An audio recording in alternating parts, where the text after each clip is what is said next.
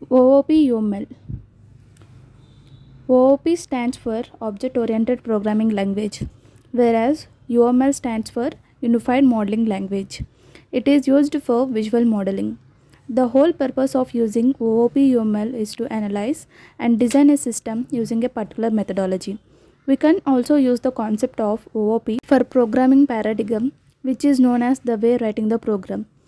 Program paradigms are based on procedure calls or real life objects. We will discuss more about procedures here.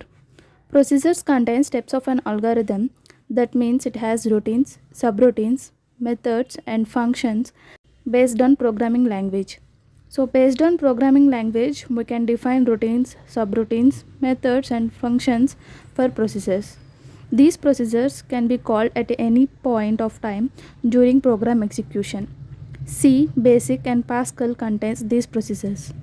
This is about procedure and the overview of OOP-UML.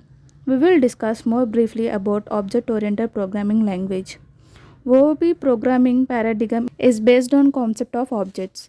An object contains group of data and related procedures. Object stores data in the form of variable.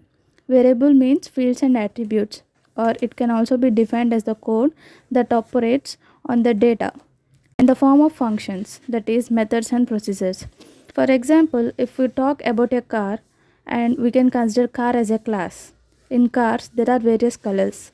Each colored car can be one object. Means all red color cars are considered as one object. Coming to the advantage of using this object oriented programming language, it will reduce complexity and increase reusability. This is the concept of object in object oriented programming. We will discuss about class in our next lecture. As I said at the beginning, procedures are also known as routines and subroutines.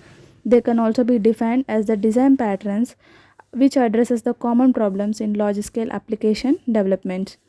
That's all about this video, where we discussed about introduction of UML and OOP concept.